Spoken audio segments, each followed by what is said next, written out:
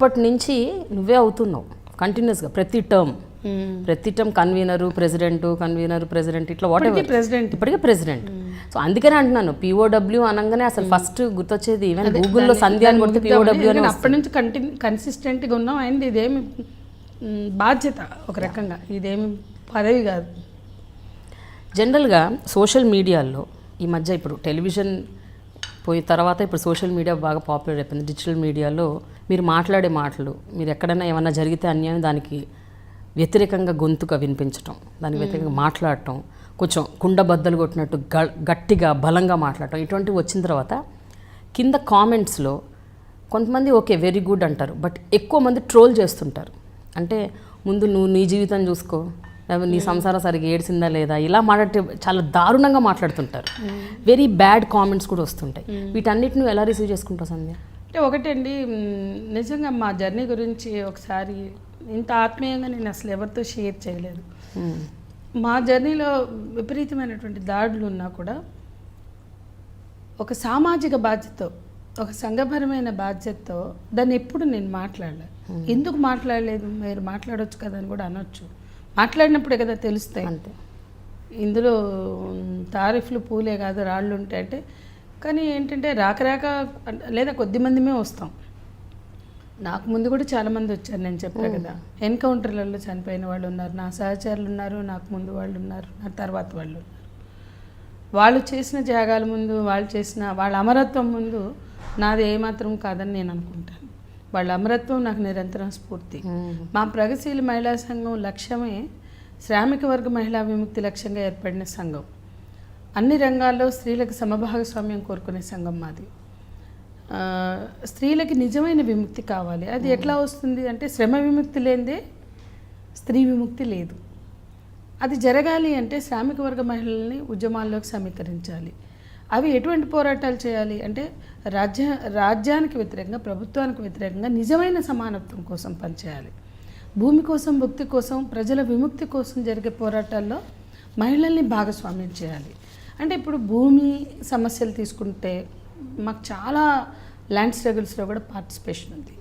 అట్లాగే తునికాక రేట్ల తగ్గింపు నుంచి మొదలు పెడితే, తునికాక రేట్ల పెంపు, బీడీ కార్మిక మహిళలతో పనిచేయడం నుంచి మొదలు పెడితే, ఇట్లా అన్నీ కూడా మావి అంత ఈజీగా బయట మీడియాలో కనపడుతున్న కేసెస్తో పనిచేసినంత మీరు అన్నిట్లో చేశారు. బట్ మీరు ఫోకస్ అయింది మాత్రం కేవలం విమెన్ ఇష్యూస్ మీద. ఎక్కడైనా ఒక ఆడపిల్లకి అన్యాయం జరిగినా, అత్యాచారం మాత్రమే మీడియా దృష్టికి వస్తాయి. అయితే ఈ స్ట్రగుల్స్లో ఎప్పుడు కూడా అయితే భూస్వాములకు వ్యతిరేకంగానో, లేకపోతే కార్మిక యాజమాన్యాలకు వ్యతిరేకంగానో, లేదా ప్రభుత్వానికి వ్యతిరేకంగా, రాజకీయ నాయకులకు వ్యతిరేకంగా జరుగుతున్న పోరాటాలు. ఈ పోరాటాల్లో చాలా దాడులు ఉంటాయి. అయితే వస్తున్న వాళ్ళ సంఖ్య చాలా తక్కువ, మీ అందరికి తెలిసినట్టు. కొద్దిమందిమే సరే, ఎంతమంది వాయిస్ వినిపిస్తున్నా ఉన్నదే కొద్దిమందిమే. సో మనం కూడా ఇటువంటి దాడులకు బలవుతున్నాం. ఎలాగో చనిపోయిన వాళ్ళు చనిపోతున్నారు, మిగిలిన వాళ్ళమైనా మేము ఇలాంటి దాడులకు ఎదుర్కోవాల్సి వస్తుంది అంటే అది మిగతా వాళ్ళు భయపడతారు, లేదా మిగతా వాళ్ళు దాన్ని చూపించి మిగతా వాళ్ళని వెనక్కి లాగుతారు. కుటుంబం లాగొచ్చు, పరిస్థితులు లాగొచ్చు, అదిగో ఆ సందేకే తప్పలేదు. అందుకని మమ్మల్ని చూపించి వెనక్కి లాగొద్దు. మమ్మల్ని చూపించి ఆ ముందుకు వస్తున్న అమ్మాయిలకి వాళ్ళు భయపడకూడదు, లేదా వాళ్ళని వెనక్కి నెట్టకూడదు. ఒక సామాజిక బాధ్యత అంటే ఒక ఆబ్జెక్టివ్ థింకింగ్తో మాత్రమే. అంటే నాకు మొదటి నుంచి ఒకటి ఉంది, ప్రేమ. నాకు దెబ్బలు తగిలే, లేదా నా మీద కేసులు పెట్టారు, నన్ను చంపుతామన్నారు అని చెప్పుకోవడం నాకు ఇష్టం ఉండదు. మనం అన్నిటికీ సిద్ధమయ్యే ఉద్యమాల్లోకి వచ్చాం, విప్లవోద్యమంలోకి వచ్చాం. విప్లవోద్యమం ఏమి అంత సులువైన మార్గం కాదు. చనిపోవచ్చు, చంపబడవచ్చు, దాడులకు గురవచ్చు, ఏదైనా కావచ్చు. చావు కూడా సిద్ధమే మేము విప్లవోద్యమంలోకి వస్తున్నాం. సో ఇందులో నా మీద కేసులు పెట్టారు, లేదా నన్ను కొడతామన్నారు, నన్ను చంపుతామన్నారు అని మాట్లాడుకోవడం అంటే మనం మన బలహీనతని శత్రువుకు అందించినట్లే అనేది నా అభిప్రాయం. కాబట్టి నేను ఆ బలహీనతని, అంటే రెండు కారణాలు. ఒకటి, ఆ బలహీనతని నేను వ్యక్తం చేయదలుచుకోలేదు ఎప్పుడు కూడా. రెండు, ఇందాక నేను చెప్పినట్టు ఆబ్జెక్టివ్గానే నేను ఆ స్ట్రెంగ్త్ ఇవ్వదలుచుకున్నా. ఇందాక మీరు అన్నారు, ఒక పోరాటాలకి సిగ్నల్గా, ఒక ఉద్యమాలకు స్ఫూర్తిగా మేము ఎంతోమంది నుంచి తీసుకున్నాం. మా నుంచి మా భావితరాలకు ఇవ్వాల్సిన అవసరం ఉంది. అటువంటప్పుడు ఒక సబ్జెక్టివ్గా నాకు జరిగింది అని మాట్లాడడం నాకు ఇష్టం లేదు. కాబట్టి నేను నా 40 ఏళ్ళ ప్రయాణంలో ఎన్ని వచ్చినా కూడా అలవోకగా తీసి అట్లా పక్కన పెట్టి ఎలాగో చావడానికి సిద్ధపడినప్పుడు ఇవన్నీ ఒక విషయం అనుకున్నా నేను ఎప్పుడు మాట్లాడలేదు. ఇది ఒక అంశం. ఇకపోతే ఇక కంటిన్యూ ఒక కన్సిస్టెన్సీ, చాలామంది ఈమె ఎందుకు ఇన్ని రోజులు ఉందనుకోవచ్చు. ఇది ఒక బాధ్యత, ఇదేం పదవి కాదు, ఇదేం పెయిడ్ పోస్ట్ కాదు, పదవి కాదు. విప్లవోద్యమంలో విద్యార్థి సంఘంలో ఉన్నప్పుడు పనిచేయాలనుకుని నేను వచ్చాను. తుపాకి పుచ్చుకుని అడవిలోకి పోదాం అనుకున్న దాన్ని ఆర్గనైజేషన్కి చెప్పి కూడా సరే వెళ్దామా ఉందామా కొన్నాళ్ళు ఇక్కడ పనిచేయన్నారు. ఆ తర్వాత ఫోకస్ అవ్వడం, అమ్మాయిలు తక్కువ అవ్వడం వల్ల ఫోకస్ అయిపోతాం. ఫోకస్ అయ్యాక ఇక్కడ ప్రజా సంఘాల్లో మీ అవసరం చాలా ఉంది ఎప్పటికప్పుడు.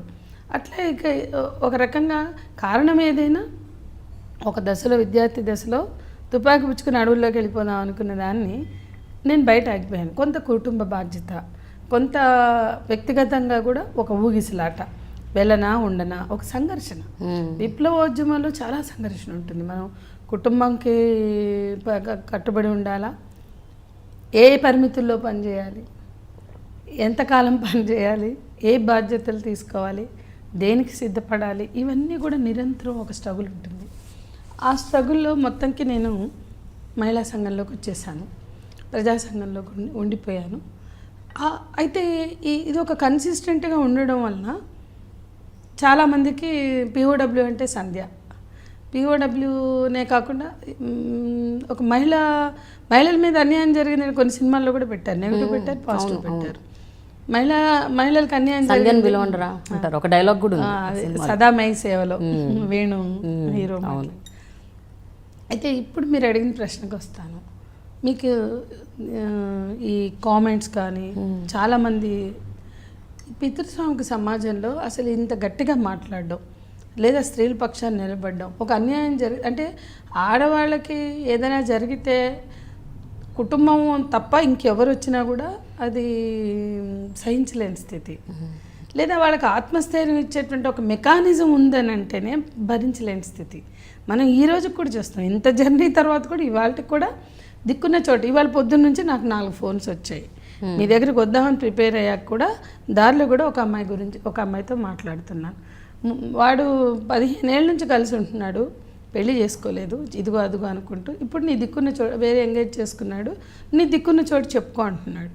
అంటే ఇప్పుడు కూడా నీ దిక్కున్న చోటు చెప్పుకో అనగలిగే స్థితిలో ఈ సమాజం ఉంది. అప్పుడు ఆ దిక్కు ఎవరు అని వచ్చారనుకోండి, సంఘం దగ్గరకో మా దగ్గరకో, మేము మాట్లాడితే వాడికి అది కోపమే కదా. సో అందుకని ఎలా అంటే నేను ఒక ఎగ్జాంపుల్ చెప్తా. ఈటీవీలో డూప్స్ అని ఒక ప్రోగ్రాం చేశారు. చేసి సేవల సంధ్య అని ఒక డూప్స్ అనేది చాలామంది ప్రముఖులను చేశారు. అమితాబ్ బచ్చన్ చేశారు, సోనియా గాంధీని చేశారు, చాలామందిని చేశారు. సేవల సంధ్య అని నా క్యారెక్టర్ని పెట్టారు. సుమా అమ్మాయి చేసింది, చక్కగా నన్ను ఇమిటేట్ చేసి నా హావభావాలు, నా వస్త్రధారణ అవన్నీ పెట్టి చేశారు.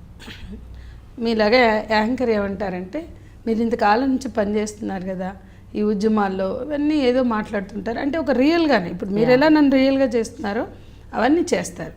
అట్లా మధ్యలో కాలర్స్ ఫోన్ చేస్తుంటారు.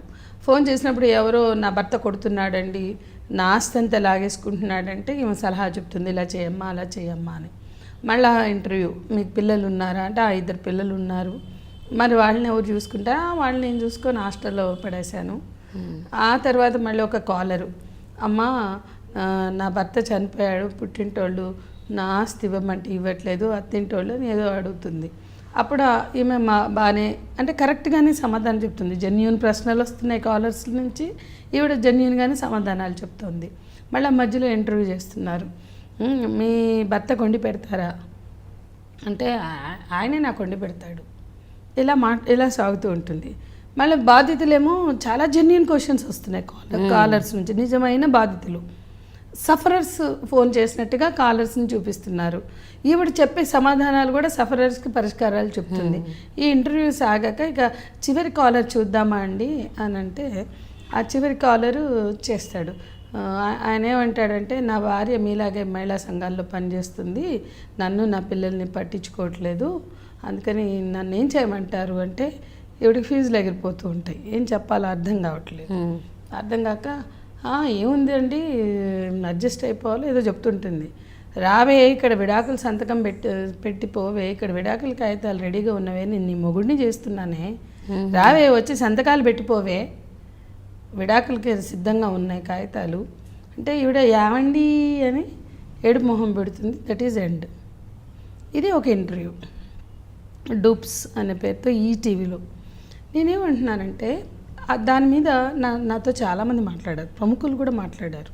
సరే నా ఫీలింగ్స్ చెప్తాను.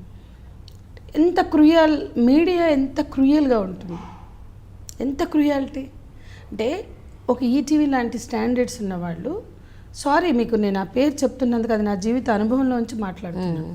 మీరు ముందే చెప్పారు మీరు మీ జీవితంలో ఉండేటువంటి డిఫరెంట్ పార్శ్వాలని నేను మాట్లాడతానని. నేను ఓపెన్గా మాట్లాడుతున్నాను. అంటే ఒక ఈ సమాజంలో ఒక ఛానల్కి బాధ్యత ఉంటుంది. ఈటీవీ లాంటి వాళ్ళకి ఆడవాళ్ళకి సమస్యలు ఉన్నాయి, రోజు వరకట్ల వేధింపులో లేదా ఉరితాళ్లకు వేలాడుతున్నారు, బలవుతున్నారు, దహించబడుతున్నారు, శవాలుగా మారుతున్నారు. స్త్రీల శవాలు సాక్ష్యాలుగా మనకు కనిపిస్తున్నాయి. కారణం ఏదైనా కావచ్చు. వాళ్ళు హత్యలకు గురవుతున్నారు, వరకట్న వేధింపులకు గురవుతున్నారు, ఆరుళ్లకు గురవుతున్నారు, ఆత్మవిశ్వాసంతో బతకలేకో, అనుమానాలకి భరించలేకో వాళ్ళు జీవితాలని ముగించుకుంటున్నారు. చాలా చోట్ల బలవంతంగా చంపేస్తున్నారు. ఇది ఒక వాస్తవం. ఆ వాస్తవాల్ని వాస్తవాల్లాగా మాట్లాడుతూ ఇంకోవైపు నుంచి అంటే అన్యాయాలు జరుగుతున్నాయని మీరే మాట్లాడారు, లేవని మాట్లాడితే పోనీ అది వేరే విషయం. మీరు జెన్యూన్ ప్రాబ్లమ్స్ని, స్త్రీలకు సంబంధించినటువంటి జెన్యూన్ ప్రాబ్లమ్స్ని, కుటుంబ హింసని, వివక్షని మీరు ప్రశ్నిస్తూ, కాలర్స్ తోటి అడిగిస్తూ, వాటికి తగిన సమాధానాలు చెప్పిస్తూ మీరు చివరి ముగింపు అలా ఇచ్చారంటే మీరు ఏం చెప్పదలుచుకున్నారు అంటే సమాజంలో ఎన్ని సమస్యలైనా ఉండవచ్చు, ఎన్ని బాధలైనా ఉండవచ్చు, ఎంత ఆడవాళ్ళ మీద అణిచివేత ఉండొచ్చు, వేధింపులు ఉండొచ్చు, హింస ఉండొచ్చు, నీ మొగుడిని పిల్లల్ని చూసుకున్నాకే నువ్వు బయటికి వెళ్ళని చెప్పదలుచుకున్నావు కదా నువ్వు. చివరికి ఆ ముగింపు ఇచ్చారంటే అంటే నేనేమంటున్నా అంటే అదే మరి ఈ మగవాళ్ళు ఎంతోమంది రాజకీయాల్లో కావచ్చు, సినిమా రంగంలో కావచ్చు, సాంస్కృతిక కళారంగాల్లో కావచ్చు, వాళ్ళు డెడికేటెడ్గా పనిచేస్తే వాళ్ళు కుటుంబాన్ని త్యాగం చేసిన వాళ్ళు అవుతారు. మీరు ఏం చెప్పదలుచుకున్నారంటే ఇప్పుడు మా లాంటి వాళ్ళకి ఈ ప్రశ్నలు ఎన్నిసార్లు వచ్చాయి. నేను ఉదాహరణగా చేసే త్యాగం, ఆడవాళ్ళు చేసే నిర్లక్ష్యం. నేను ఉదాహరణకి నీకు డూప్స్ చెప్తున్నా. ఇప్పుడు ఈ డూప్స్ అనే ప్రోగ్రామ్ నేను ఉదాహరణకు చెప్పాను. ఇటువంటి రాతలు ఒకసారి స్వాతిలో ఎవరో రాశారు, ఇంకొకసారి ఎవరు మాట్లాడారు.